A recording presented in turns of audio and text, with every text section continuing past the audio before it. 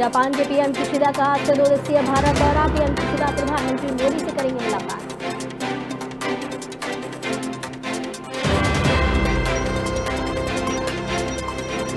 कर्नाटक में चुनावी रैली को संबोधित करेंगे आज राहुल गांधी। 2 लाख लोगों के आने की संभावना, पार्टी का दावा। राज्य में 150 सीटें जीतेगी कांग्रेस। खालिस्तान समर्थक और वारिस पंजाब डे के प्रमुख अमृतपाल सिंह के चाचा ड्राइवर इम्तियाज करेंगे मर्सिडीज कार में बैठकर पहुंचे पुलिस के पास। कच्छ में फिर काफी धरती। गुजरात के कच्छ में महसूस हुए भूकंप के झटके। रिक्टर स्केल पर 3.2 रही तीव्रता।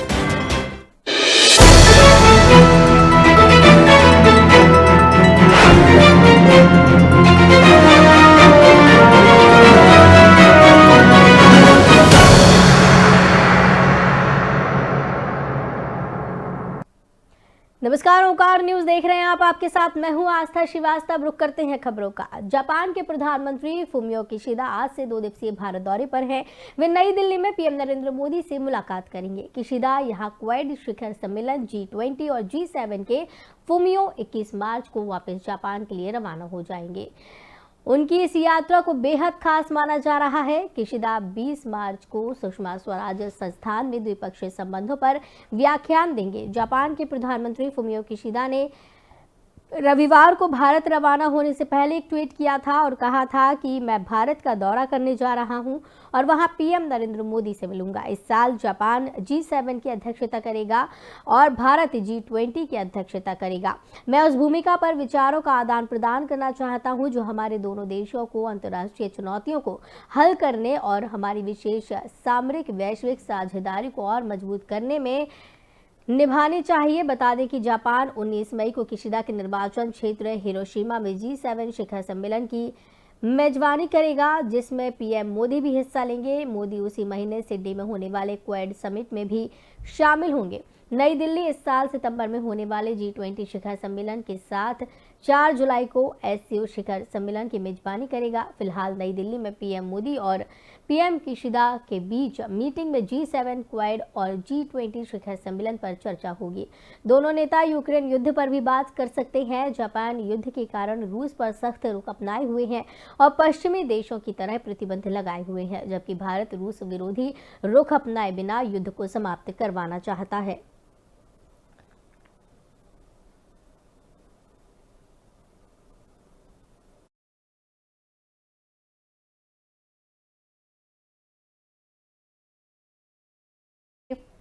किशिदा मुलाकात करेंगे।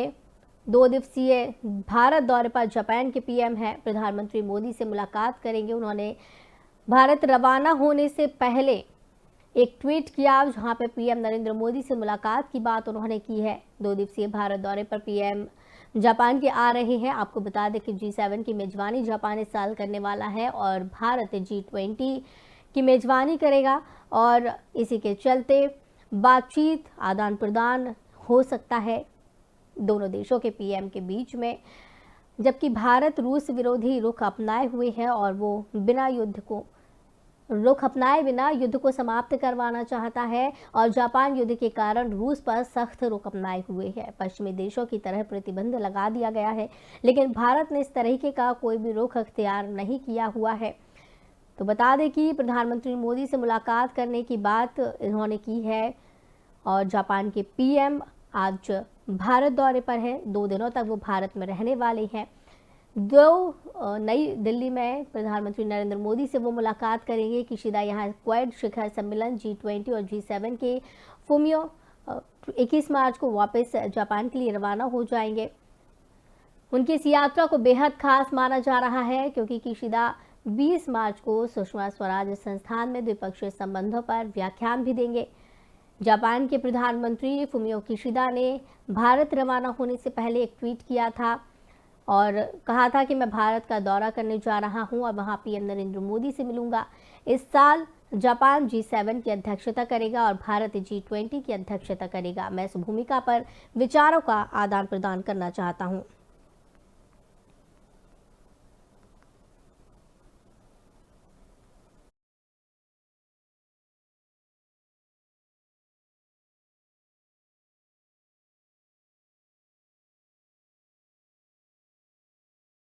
भारत दौरे पर जापान के पीएम हैं प्रधानमंत्री नरेंद्र मोदी से वो मुलाकात करने वाले हैं। नई दिल्ली में पीएम मोदी और पीएम किशिदा के बीच मीटिंग होगी। इस दौरान आपको बता दें कि G7 की अध्यक्षता जापान करने वाला है और भारत G20 की अध्यक्षता करेगा। इसको लेकर भी बातचीत हो सकती है।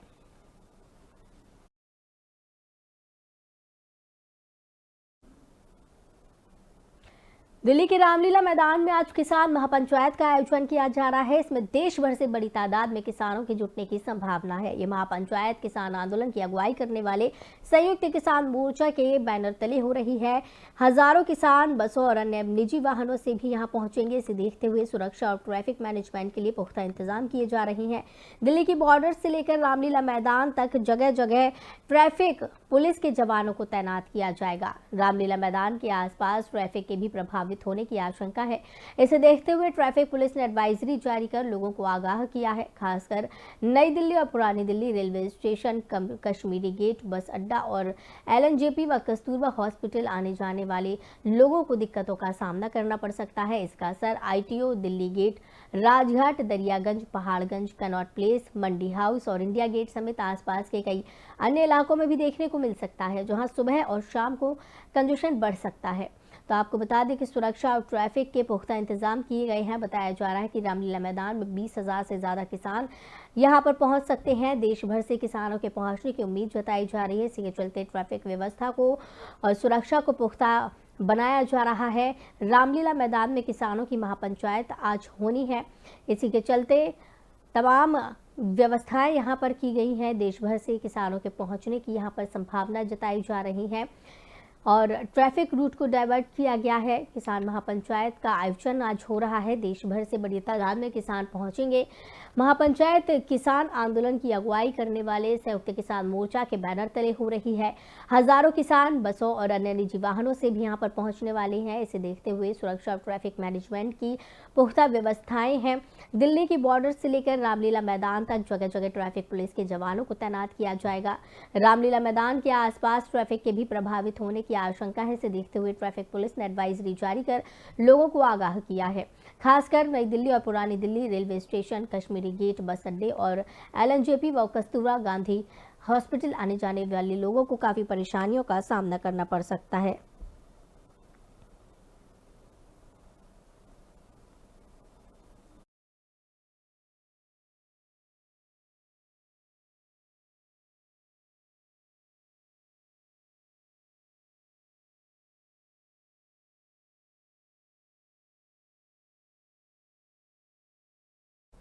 तो बताते चलें कि इस दौरान किसान महापंचायत में 20,000 से ज़्यादा किसानों के जुटने की संभावना जताई जा रही है। संभावनाएं हैं कि देश भर से हज़ारों किसान यहां पर पहुंचेंगे और कल ही इसका ऐलान कर दिया गया था। ये संयुक्त किसान मोर्चा के बैनर तले महापंचायत का आयोजन हो रहा है। तो वहीं आपको बताते चले कि SKM ने संख्या को लेकर दावा किया है कि देश भर से लगभग 20,000 किसान यहां पर पहुंचेंगे। SKM ने एक बयान में कहा कि विभिन्न राज्यों और केंद्र शासित प्रदेश के लाखों किसान 20 मार्च को दिल्ली में आयोजित होने वाले किसान महापंचायत में हिस्सा लेने आ रहे हैं। SKM नेता दर्शनपाल ने संवाददाता सम्मेलन में कहा है कि केंद्र सरकार को 9 दिसंबर 2021 को हमें लिखित में दिए गए आश्वासन को पूरा करना चाहिए और साथ ही किसानों के सामने बढ़ते संकट को दूर करने के लिए कदम उठाने चाहिए। SKM ने केंद्र से MSP पर गठित समिति को भंग करने की मांग की और आरोप लगाया है कि वो किसानों की मांग के विपरीत है। किसानों ने पेंशन देने, कर्ज माफी, किसान आंदोलन के दौरान मारे गए किसानों को मुआवजा देने और बिजली विधेयक वापस लेने की मांग की है। SKM ने बयान में कहा कि संयुक्त संसदीय समिति को भेजा गया बिजली संशोधन विधेयक 2022 वापस लिया जाना चाहिए। SKM ने अपनी मांग दोहराई है कि कृषि के लिए बिजली मुफ्त दी जानी चाहिए और ग्रामीण घरों से हर महीने 300 यूनिट बिजली पर कोई शुल्क नहीं लिया जाना चाहिए। इतना ही नहीं, उन्होंने कहा कि केंद्र ने लिखित में आश्वासन दिया था कि वो SKM से चर्चा के बाद विधेयक को दोबारा संसद में पेश करेंगी। तो संसद में पेश करने की बात यहाँ की गई थी, लेकिन इसके बावजूद भी विधेयक पेश कर दिया। SKM ने पिछले महीने ही बताया था कि MSP को लेकर 20 मार्च को महापंचायत बुलाई जाएगी।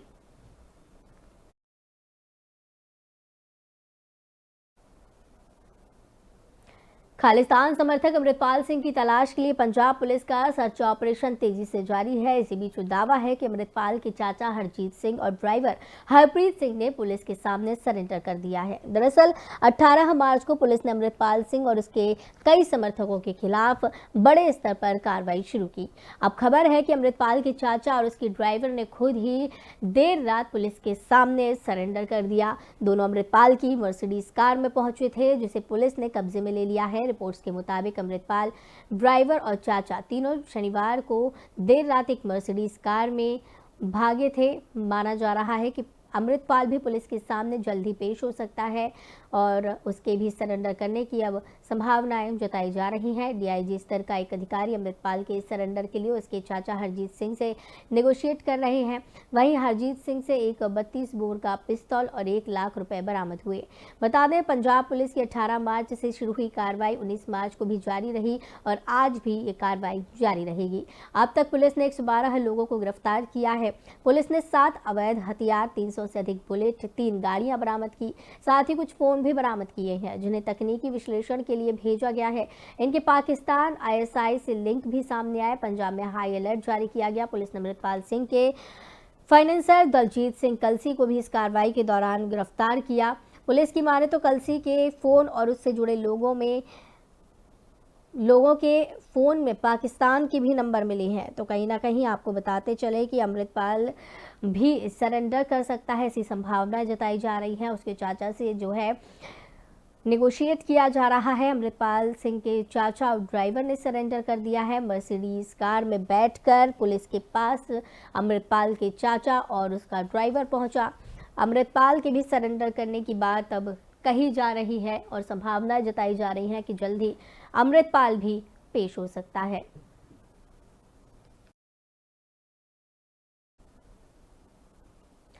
लंदन स्थित भारतीय दूतावास ने खालिस्तानियों को कड़ा जवाब देते हुए एक विशाल तिरंगा उच्चायोग पर लहरा दिया। बता दें कि रविवार को कुछ खालिस्तान समर्थकों ने लंदन स्थित भारतीय दूतावास से भारतीय राष्ट्रीय ध्वज को उतारने की कोशिश की और खालिस्तान के समर्थन में नारेबाजी की। हालांकि भारतीय दूतावास के एक अधिकारी ने गजब की हिम्मत दिखाते हुए खालिस्तानियों का विरोध किया और खालिस्तानी झंडे को फहराने की कोशिश कर रहे युवक से खालिस्तानी झंडा लेकर फेंक दिया। घटना का वीडियो भी सोशल मीडिया पर खूब देखा जा रहा है और लोग भारतीय उच्चायोग के अधिकारी की हिम्मत की तारीफ कर रहे हैं। वहीं घटना के बाद खालिस्तानियों को कड़ा जवाब देते हुए भारतीय दूतावास पर एक विशाल तिरंगा झंडा फहराया गया। वहीं लंदन में हुई घटना के बाद भारतीय विदेश मंत्रालय ने ब्रिटेन की उच्च आयुक्त को तलब किया है और लंदन में हुई घटना पर नाराजगी जाहिर की है। विदेश मंत्रालय ने बयान जारी कर बताया है कि जिस वक्त भारतीय दूतावास परिसर में यह घटना हुई, उस वक्त वहां से सुरक्षाकर्मी पूरी तरह से नदारद थे। इसे लेकर ब्रिटिश राजदूत से स्पष्टीकरण मांगा गया। सरकार ने यह कहा कि ये वियना कन्वेंशन का भी उल्लंघन है। सरकार ने ब्रिटिश राजदूत से घटना के दोषियों के खिलाफ सख्त कार्रवाई करने की मांग की है। गौरतलब है कि भारत में वारिस पंजाब दे संगठन के जत्थेदार अमृतपाल सिंह के खिलाफ कार्रवाई चल रही है। इसी कार्रवाई से खालिस्तान समर्थक तमतलाए हुए हैं और उनके द्वारा विरोध प्रदर्शन किया हुआ है। लंदन में भारतीय दूतावास में हुए विरोध प्रदर्शन भी इन्हीं विरोध प्रदर्शनों का हिस्सा है। तो बता दें कि खालिस्तानियों ने तिरंगे का अपमान यहाँ पर किया है और गौरतलब है कि भारत में वारिस पंजाब दे संगठन के जत्थेदार अमृतपाल सिंह के खिलाफ जो कार्रवाई चल रही है, इसी की वजह से खालिस्तान समर्थक नाराज हैं और आक्रोश जाहिर कर रहे हैं और लगातार जो है प्रदर्शन कर रहे हैं। तो कहीं ना कहीं अमृतपाल पर हो रही कार्रवाई का असर बाहर भी दिखाई दे रहा है। भारतीय दूतावास पर एक विशाल तिरंगा झंडा फहराया गया। वहीं लंदन में हुई घटना के बाद भारतीय विदेश मंत्रालय ने ब्रिटेन के उच्चायोग को तलब किया है और लंदन में हुई घटना पर नाराजगी जाहिर की। विदेश मंत्रालय ने बयान जारी कर बताया है कि जिस वक्त भारतीय दूतावास परिसर में यह घटना हुई, उस वक्त वहां से सुरक्षाकर्मी पूरी तरह से नदारद थे। इसे लेकर ब्रिटिश राजदूत से स्पष्टीकरण भी मांगा गया। सरकार ने कहा कि यह वियना कन्वेंशन का उल्लंघन है। सरकार ने ब्रिटिश राजदूत से घटना के दोषियों के खिलाफ सख्त कार्रवाई करने की मांग की है। बता दें, भारत में वारिस पंजाब दे संगठन के जत्थेदार अमृतपाल सिंह के खिलाफ जो कार्रवाई हो रही है, उसके विरोध में ये प्रदर्शन हो रहे हैं और हाल ही में अमृतपाल के चाचा और ड्राइवर ने भी सरेंडर किया।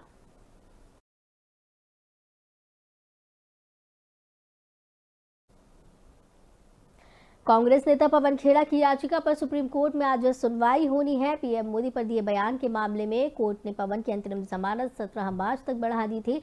इसके बाद शुक्रवार यानी 17 मार्च को खेड़ा की याचिका पर सुप्रीम कोर्ट में सुनवाई 20 मार्च तक टाल दी गई। पवन खेड़ा पर उत्तर प्रदेश असम में पीएम मोदी पर विवादित बयान पर 3 एफआईआर दर्ज की है। विवादित बयान देने पर 23 फरवरी को असम पुलिस ने खेड़ा को दिल्ली एयरपोर्ट से गिरफ्तार किया था। कांग्रेस प्रवक्ता पवन खेड़ा ने एक प्रेस कॉन्फ्रेंस के दौरान पीएम को गौतम दास मोदी कह दिया था। हालांकि बाद में उन्होंने सफाई दी थी कि उन्हें प्रधानमंत्री के नाम को लेकर कंफ्यूजन था। इस बयान के बाद 23 फरवरी को पार्टी अधिवेशन में दिल्ली से रायपुर जाने के दौरान असम पुलिस ने खेड़ा को फ्लाइट से उतारकर गिरफ्तार किया था। हालांकि बाद में एक मजिस्ट्रेट कोर्ट ने उन्हें जमानत दे दी थी। उधर कांग्रेस नेता अभिषेक मनु सिंघवी ने भी इस मामले पर सुप्रीम कोर्ट में याचिका दाखिल की। उन्होंने कोर्ट से अपील की है कि पवन खेड़ा के खिलाफ देश भर में केस दर्ज हो रहे हैं, ऐसे में उनकी अग्रिम जमानत और सभी केसों की एक साथ सुनवाई की जाए। तो आपको बता दें कि पवन खेड़ा की याचिका पर आज सुनवाई होनी है। पवन खेड़ा की याचिका पर आज सुनवाई होनी है, जो कि शनिवार को टाल दी गई थी, शुक्रवार को टाल दी गई थी। 18 को इस पर सुनवाई होनी थी, लेकिन उसे टालकर 20 तारीख कर दिया गया था। 17 मार्च तक गिरफ्तारी से राहत उन्हें दी गई थी। आपको बता दें कि पवन खेड़ा को फ्लाइट से उतरवाकर गिरफ्तार किया गया था। हालांकि उन्हें एक मजिस्ट्रेट कोर्ट ने जमानत दे दी थी और पवन खेड़ा की याचिका पर इसी के चलते आज सुनवाई होनी है। पीएम मोदी पर दिए बयान के मामले में कोर्ट ने पवन की अंतरिम जमानत 17 मार्च तक बढ़ाई थी। इसके बाद शुक्रवार को यानी 17 मार्च को खेड़ा की याचिका पर सुप्रीम कोर्ट में सुनवाई 20 मार्च तक के लिए टाल दी गई। पवन खेड़ा पर यूपी असम में प्रधानमंत्री मोदी पर विवादित बयान पर 3 एफआईआर दर्ज की गई है। विवादित बयान देने पर 23 फरवरी को असम पुलिस ने खेड़ा को दिल्ली एयरपोर्ट से गिरफ्तार किया था। कांग्रेस प्रवक्ता पवन खेड़ा ने एक प्रेस कॉन्फ्रेंस के दौरान पीएम को गौतम दास मोदी कह दिया था। हालांकि बाद में उन्होंने सफाई दी थी कि उन्हें पीएम के नाम को लेकर कंफ्यूजन था। इस बयान के बाद 23 फरवरी को पार्टी अधिवेशन में दिल्ली से रायपुर जाने के दौरान असम पुलिस ने खेड़ा को फ्लाइट से उतारकर गिरफ्तार कर लिया था। हालांकि इसके बाद कांग्रेस की तरफ से काफ़ी हो हंगामा भी देखने को मिला और बड़ी संख्या में कांग्रेस ने इसकी निंदा की और प्रदर्शन भी इस दौरान किया गया था। उधर कांग्रेस नेता अभिषेक मनु सिंघवी ने भी इस मामले पर सुप्रीम कोर्ट में याचिका दाखिल की। उन्होंने कोर्ट से अपील की है कि पवन खेड़ा के खिलाफ देश भर में केस दर्ज हो रहे हैं, ऐसे में उनकी अग्रिम जमानत और सभी केसों की एक साथ सुनवाई की जाए।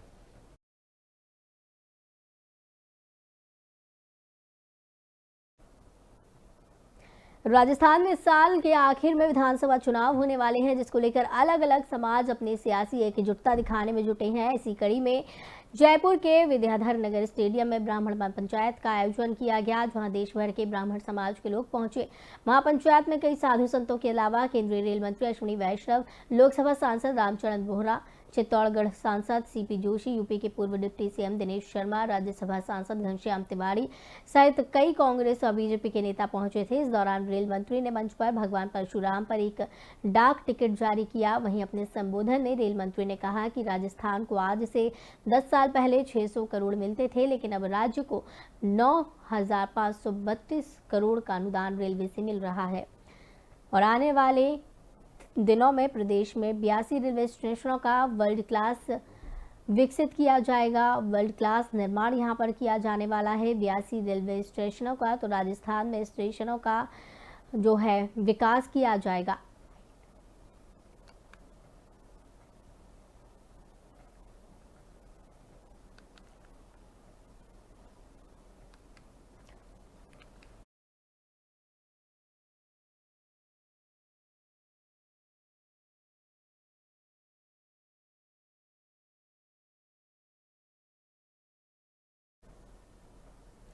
केंद्रीय मंत्री अनुराग ठाकुर ने ट्वीट करते हुए एक वीडियो शेयर किया। उन्होंने लिखा है कि क्रिएटिविटी के नाम पर गाली गलौज और सभ्यता बर्दाश्त नहीं की जा सकती है। ओटीटी पर बढ़ते अश्लील कंटेंट की शिकायत पर सरकार गंभीर है। अगर इसको लेकर नियमों में कोई बदलाव करने की जरूरत पड़ी तो उस दिशा में भी पीछे नहीं हटेगा। अश्लीलता गाली गलौज को रोकने के लिए कड़ी कार्रवाई भी की जाएगी।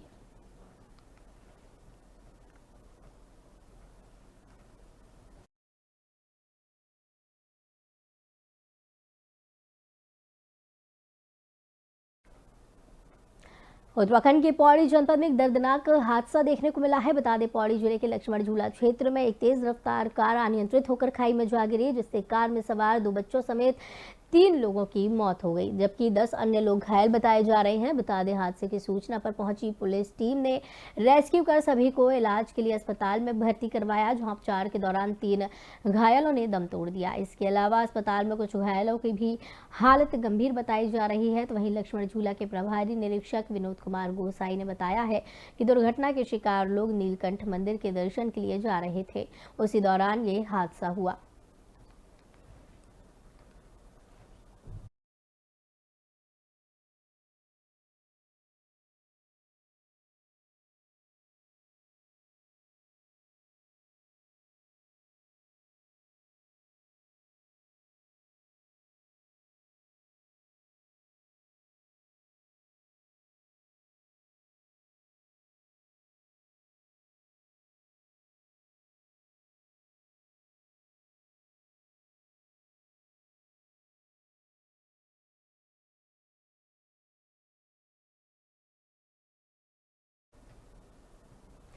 तो टीवी पर लाइव रिपोर्टिंग करते समय anchor Alisa Carson on air ही बेहोश हो गई। इस खौफनाक घटना का वीडियो सोशल मीडिया पर वायरल हो रहा है। वीडियो में देखा जा सकता है कि एंकर एलिसा कर्सन शेरवार्ड्स सुबह 7 बजे मौसम की जानकारी देने की तैयारी कर रही थी, तभी अचानक वो बेहोश होकर फ्लोर पर बहुत तेजी से गिरती हैं। इसके बाद उनके साथ कार्यक्रम कर रही 2 एंकर घबराती हैं और उनके चेहरे पर यह घबराहट भी साफ तौर पर नजर आती है। लाइव के दौरान एंकर के गिरने का वीडियो सोशल मीडिया पर वायरल हो रहा है। दरअसल आपको बता दें, अमेरिका में न्यूज चैनल CBS में अपने सहयोगी एंकरों के एलिसा कार्सन बातचीत कर रही होती हैं। मौसम की रिपोर्ट देने से पहले इसी एलिसा की आंखें अचानक बंद होने लगती हैं और वो समझ पाती हैं कि उनके साथ क्या हो रहा है।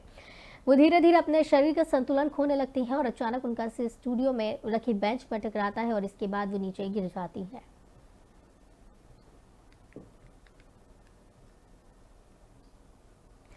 तो इस बुलेटिन में फिलहाल इतना ही। मुझे दीजिए इजाजत। नमस्कार।